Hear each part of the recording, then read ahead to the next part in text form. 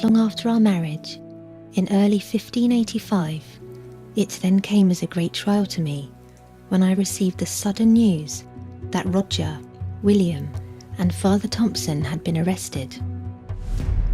William and Roger were with Father Thompson, having assisted at Mass when priest hunters and soldiers arrived at the house. They were all immediately arrested.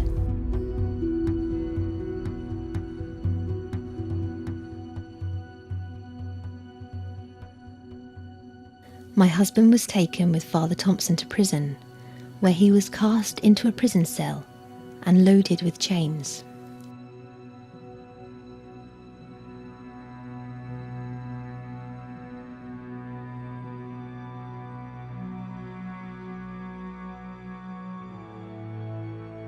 Upon hearing the news, Roger's uncle was furious and sent a message to Roger, saying that unless his nephew conformed to the government religion, Roger would completely forfeit his inheritance.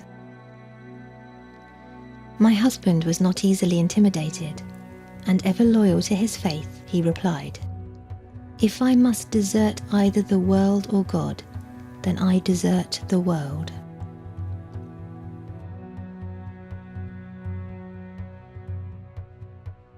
I agreed with Roger's determination and prayed fervently for him.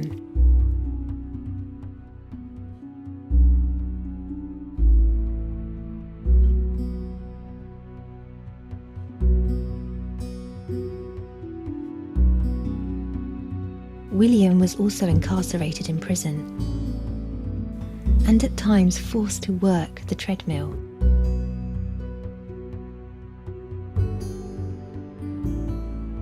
This he willingly suffered in union with the sufferings of our Lord, and remained unwavering and silent.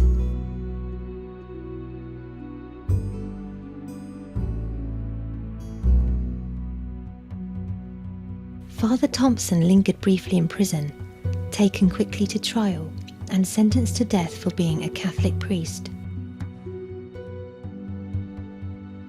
Learning of his fate, we counted ourselves blessed to have known such a faithful priest, who was taken to Tyburn and there violently hanged, drawn and quartered. He died the Queen's loyal subject in matters of state and country, but obedient to the Pope and the Catholic Church in matters of religion.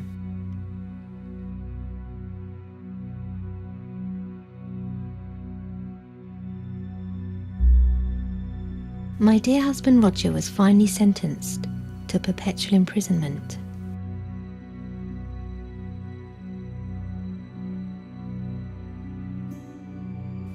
He languished in his prison cell, spending the hours praying his rosary, willing to accept the sentence rather than renounce his faith.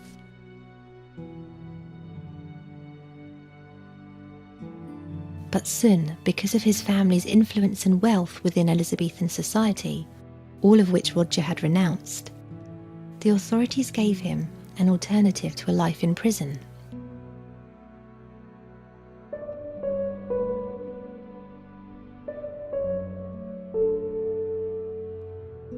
He was offered the opportunity to leave England and live out his life in exile abroad, never to enter England again. So as to spare me the pain of seeing him linger in chains for the rest of his life in prison, Roger agreed and was taken from his cell and sent into exile in Flanders.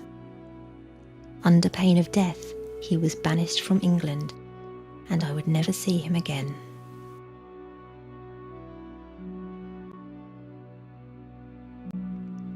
My heart suffered greatly at our separation. In his exile, Roger was given a small allowance from the King of Spain, most of which he sent back to me in England through a loyal courier.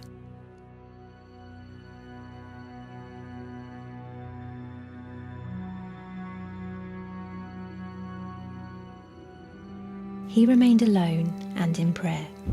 His thoughts and sufferings he offered for me. Soon Roger's journey upon earth had run its course, and our Lord Jesus required his soul. In 1594, Roger died in exile, and my heart was filled with grief upon receiving the news. I then found myself destitute, homeless, and alone in the world.